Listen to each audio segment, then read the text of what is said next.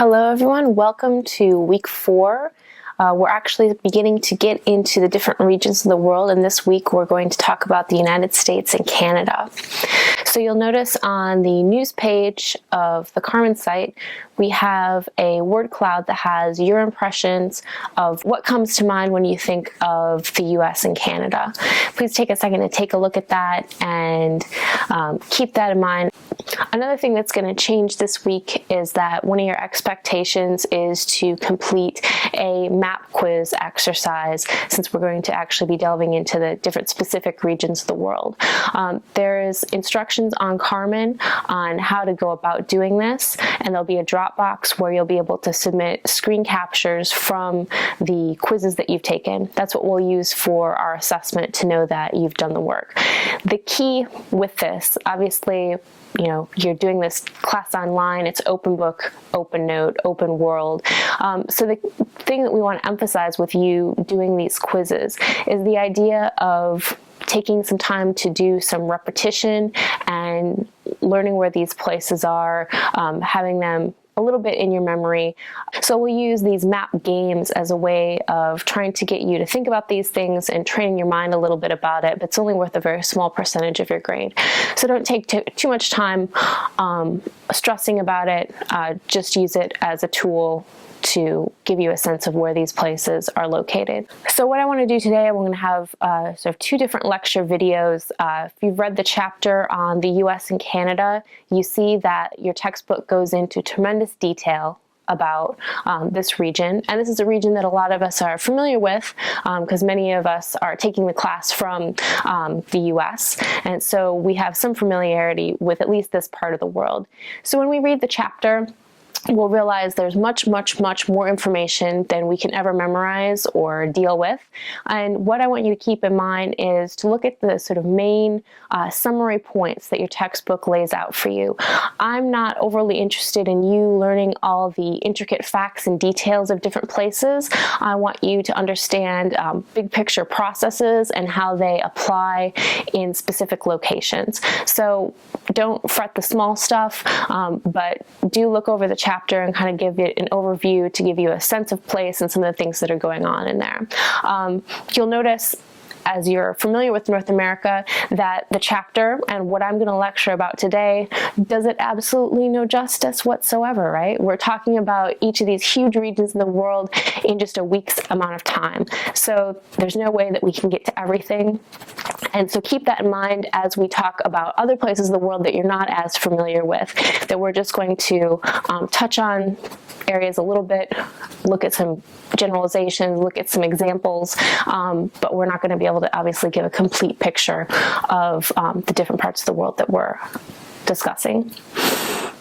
So what I want to talk about a little bit today is I want to look at the economy in the United States, and also I want to look at health as it relates to geography. So we're going to break the lecture up into 2 sections, starting with the economy. So what I want to talk about first is back in sort of our introductory modules, we discussed the idea of hegemony. This is a country that tends to have sort of dominance over the world economy at a particular span of time. So this can be political dominance, economic dominance, military dominance. And the United States has been the world hegemon for, arguably the last 50 years, in most of our lifetimes. One thing we want to keep in mind with this is that this is very fluent sort of process. It's dynamic. We talked about Britain being the former hegemon, and the U.S. will likely, not continue to be the hegemon as we go forward. So this is something that's likely to change. So just put some of this into perspective. This chart shows some development indicators for North America. We see here for the United States and Canada, GNI per capita for Canada, about 32,000, for the United States, about 41,000. Life expectancy, about 80 years in Canada, about 78 in the United States. And if we take a second, we can wonder why that might be the case. And one of the reasons you could put forward is that Canada has nationalized health insurance, so more people have access to health care, and perhaps that increases their life expectancy overall. Fairly low mortality rates, again, lower in Canada than in the United States, and ranking fairly highly in terms of gender equity. Now, the United States is the world's most powerful economy and controls about a quarter of the world's total GDP. Now, here's a map that kind of gives you a sense of the sizes of some of the major economies in the world as of 2005. So you see the United States here with the sort of largest bubble of $12.3 trillion is the size of the economy. And the other places that you see pictured here, you see Western Europe in the blue with about 11.8 trillion. You see China as another major economy with about 9.4 trillion. Russia, Japan, and India that pictured it there as well. India about 3.6 trillion there. So that's about where the economy splits up as of a couple years ago. What the expectation is that by 2050, China will become the largest economy in the world with about $44.5 trillion. The United States will be second with $35.2 trillion. Europe will maintain at about 18 trillion. India will increase to about 27 trillion, and Russia and Japan will sort of continue their growth as well. So you can see, again, an example of what the expectations are for shifts in global economic power. So we talk about the US as having this huge economy, and one of the things that we pointed out as a critique of development indicators is to try to think about these indicators and break them down a little bit. If we break down the size of the US economy and look at what that means for the everyday person, we might get kind of a different picture. This slide shows the progression of productivity and average real earnings in the US from about 1945 to around 2005. And what you see in around 1975 is a split between productivity and the wages of goods producing workers. So you see corporations' productivity continued to increase, and profitability continued to increase, but the wages of workers kind of stagnated in about 1975. And this kind of correlates with globalization and the ability for corporations to kind of move jobs out of the United States, to move jobs to new locations in the United States where they didn't have to deal with organized labor and that pressure to continue high wages and benefits. So with this, we see a change in terms of the U.S. population overall and how well they're doing. About 8.8 million U.S. families are below the poverty level, and the UN states that the U.S. has the highest child poverty rate of industrialized countries, as high as 17%. The U.S. also has very low government benefits and stagnation of wages for lower level income earners. One of the things that I wanted to have you all look at is this income visualizer that was originally published by Slate a couple years ago to try to get a sense of how income is distributed within the United States. I'm going to look at a couple slides here with you, and I'm also going to put a link to this up on the Carmen content page as well. So what this first chart shows is the increasing income share of the top 1% of Americans. So in 2008, 1% of the people, so 1 out of 100, had about 18% of the total wealth, where the other 99% of folks shared about 82% of the wealth.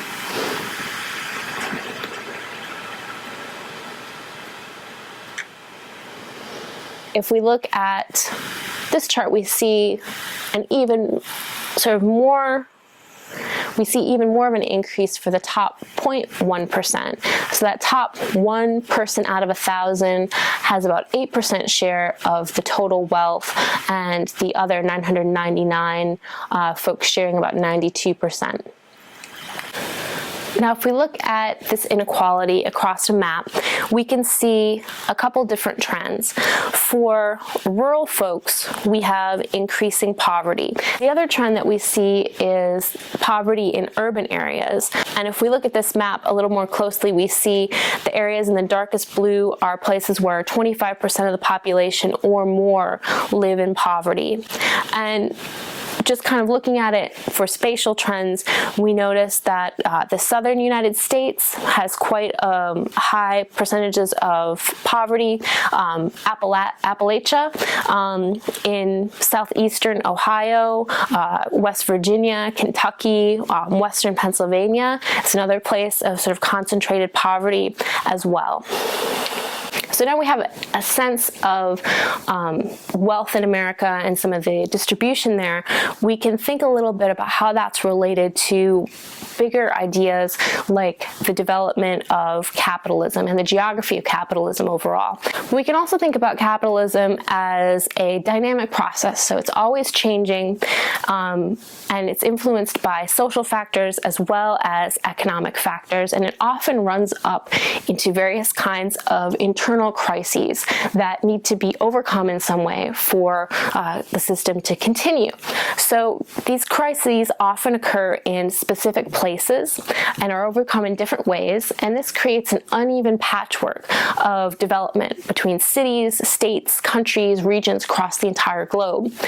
So these different solutions then also have very specific geographies and contribute to uneven development.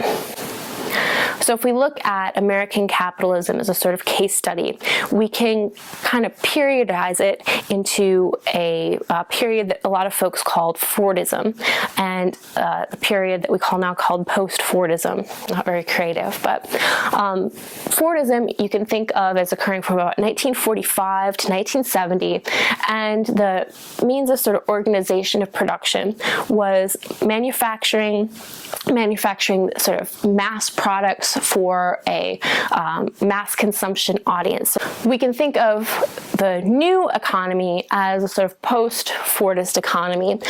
In this sense, technology has really changed the manufacturing process. So people are able to use high-tech tools like computers and the internet to coordinate production across large spaces. There's new retailing models. So rather than everybody having to buy exactly the same thing, there's a lot of things that are highly customizable to fit consumer demand. There's a bigger focus on leisure goods and an infusion of more sort of entertainment value into products as well. So this is kind of reorganized work overall. So production, rather than being all stuck in one place and very hierarchical, has become flexible. And they also have reduced boundaries that we talked about a little bit when we spoke about globalization, to moving jobs to other parts of the world. Productivity is faster, but it's also riskier for both corporations and for employees because their jobs can be easily lost or become obsolete. And many of the jobs are more knowledge-based. So with this shift, you have not only an outright loss of jobs and those jobs shifting to places overseas, you have internal migration within the United States. So production moving from the Rust Belt areas that have strong union organizing and labor power to areas in what they've termed the Sun Belt or the southern United States. But also we have not just the moving of particular industries from one place to another, but the blossoming of new types of industries. We also see a shift from manufacturing jobs, so those secondary sector jobs, to service economy jobs, tertiary jobs. The service sector jobs, a lot of them tended to be fairly low in pay and benefits. So we can think about how capitalism then leaves this uneven development even on the scale of the United States as a country.